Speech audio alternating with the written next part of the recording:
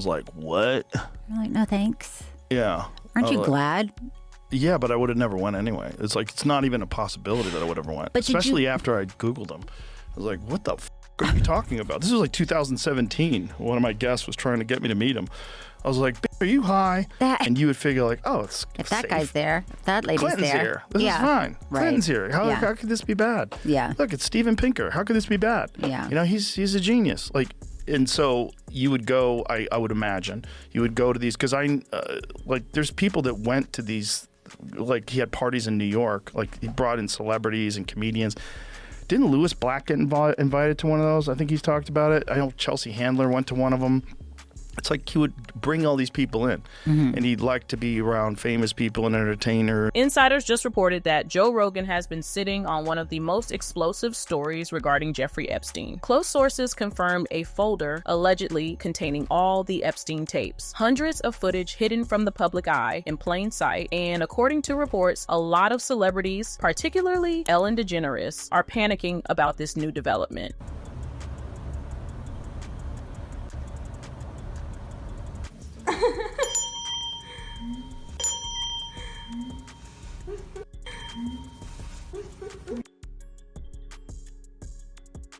An article from the Epstein files just showed us how long Joe Rogan has reportedly been in the fight against Jeffrey Epstein and the elite circle. The Daily Beast reported that Joe Rogan criticized FBI Director Kash Patel and Deputy Director Dan Bongino for not delivering on their promises to reveal information about Jeffrey Epstein. Rogan expressed frustration that despite initial claims of having evidence, FBI leadership has failed to provide any bombshell revelations about Epstein's case. He stated, "That's why people are cynical. People are cynical because you had all this hope for change, and then you realize, oh, the same people that are pulling the strings are still pulling the redacted." The rest of the document is redacted, covered with rows of bold black blocks, withholding critical information spilled by Joe Rogan. According to insiders, this has reportedly pushed Joe Rogan and his team into a deep dive investigative series, an all-out intense search for the truth, starting with exposing Hollywood and all the individuals tied to Jeffrey Epstein. And immediately, the one name that stands out is P. Diddy. Time and time again, industry whistleblowers like Jaguar Wright, Orlando Brown, and Cat Williams have roped Diddy in with Jeffrey Epstein. In an interview with Piers Morgan, Jaguar Wright explicitly mentioned that Diddy, Harvey Weinstein, and Jeffrey Epstein were all in the same circle. And when you really start to look at the lives of these men, their thirst for power, the manipulation, the control, and the allegations stacked against them side by side,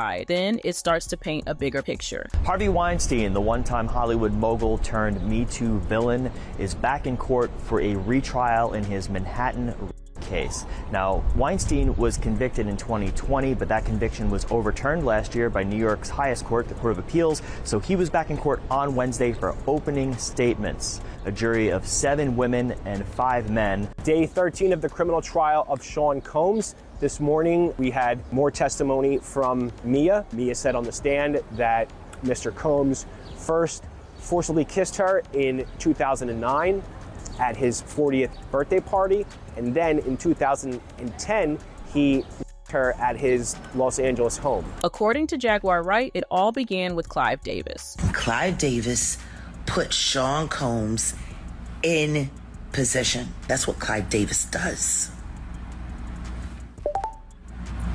The amount of abuse that Janis Joplin suffered when she wanted to leave Clive Davis management.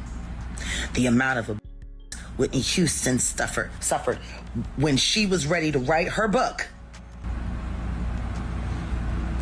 And then all of the abuse that she suffered. You know, Luther Vandross, that was nasty work, Clive. Swinging it at Jay-Z's knees. I'm swinging it at Clive Davis's knees, and I'm swinging it at anybody else's knees who has had anything to do with this tyranny, with this evil. Marriage failed. I opened up myself to the possibility of a person rather than a gender. I have never stopped being attracted to women. So we're now dealing with the subject of bisexuality. This subject is very misunderstood because the old adage is you're either gay, you're straight, or you're lying. It's just not true. Clive Davis, one of the main ones. Clive, He was right there in the rooms with my friend who was age. And you see right now when they trying to ask him about Diddy, he playing like he got no memory, A lot of people are curious about the status of P. Diddy. Status of what? P. Diddy. Diddy.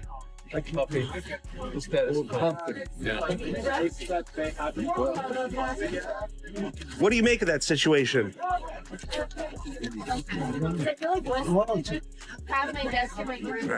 No comment from Clive Davis.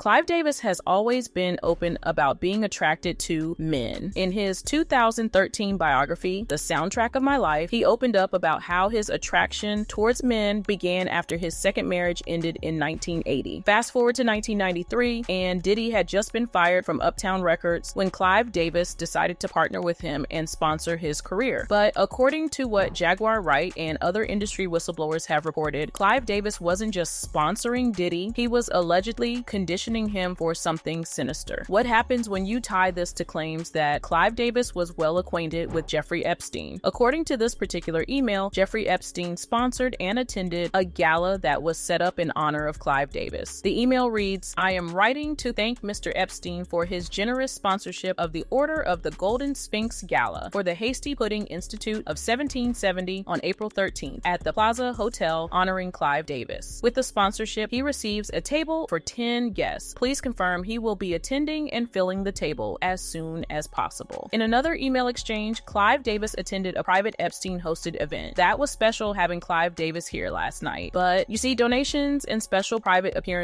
like this in the elite class do not just happen out of gratitude or generosity. It is alleged that Clive Davis had some sinister ties to Jeffrey Epstein, and if he did, then Diddy wasn't too far behind. Because sure enough, when you keep digging deep through the files, Diddy's name comes up, and not in the most subtle of ways. In this daunting set of articles, a reporter wrote, "Just when you thought the Epstein file binder fiasco couldn't get any worse, not only did the White House Krause reports on Diddy and Jay-Z with Jessica Reed Krause glamorizing evil. She has blood on her hands, outraged as she parties with Diddy. This points to the notion that all those Diddy white parties were not necessarily born from Diddy's own idea. They were allegedly a ritualistic performance passed down from the man who broke him in. And sitting at the very top of that link, as far as we know, was none other than Jeffrey Epstein. According to sources, the one person who reportedly wanted to be in on these parties more desperately than anyone was allegedly Ellen DeGeneres." So tell me about your birthday party. Am I invited?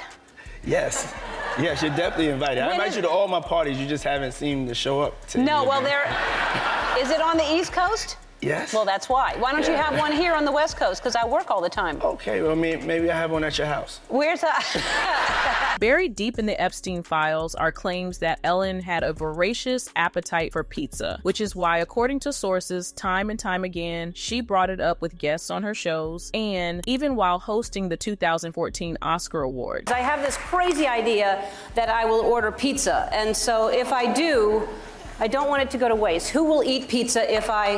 Jennifer, yes? Harrison? Julia wants cheese. Who's your favorite movie star? They're here. Well, who do you want to talk to? That the Epstein files reveal Ellen DeGeneres as, and I'm quoting this directly from the Post's, Hollywood's most prolific cannibal. That she consumed human people are sharing distorted images of her face, writing paragraphs about underground dystopias, calling her a vampire. When all these dots are connected and all the loops are tied off, then it becomes impossible not to see everything coming together. It becomes impossible to distinguish the Epstein class from Hollywood's elite, particularly when you throw this one final, shocking revelation into the entire storyline. Jeffrey Epstein's private chef, Francis J. Derby, a man who reportedly catered to Epstein's special diet of beef jerky, was also allegedly Ellen DeGeneres' private chef. According to sources, Francis Derby's job was to process over 70 pounds of steak into jerky every 2 weeks, and one of his most prominent clients was allegedly Ellen DeGeneres. You're not gonna believe this. Epstein's private chef, okay, his name is Francis Derby. He once worked at a New York City restaurant called The Cannibal.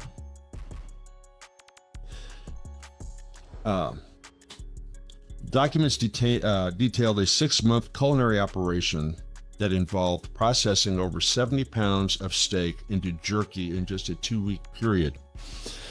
Now, I don't know what the steak is, but for 70 pounds of it, for this chef to turn it into jerky in a 2-week period, there must be a demand for that. And I think I remember in our previous show talking about Ellen, you know, with the, yeah, I mean, she was like the most ravenous person of this jerky or whatever that I found. This one piece of information ties Ellen into Jeffrey Epstein's circle more deeply than any other, and this rope might be a tough one to wriggle out of. Sources report that Ellen has fled the United States to hide from media scrutiny. However, that is not stopping investigative units like Joe Rogan's from digging into the Epstein files and pulling out all the receipts. While we wait for more explosive and decisive evidence that will completely silence the elite class, we would like to know what you guys think about this whole situation. Could the ties between Jeffrey Epstein, Clive Davis, Diddy, and Ellen DeGeneres just be a coincidence, or a well-oiled machine where every individual is a cog in the wheel? Let us know what you think down in the comments. Don't forget to hit that like and subscribe button and watch this next video because the details get even messier.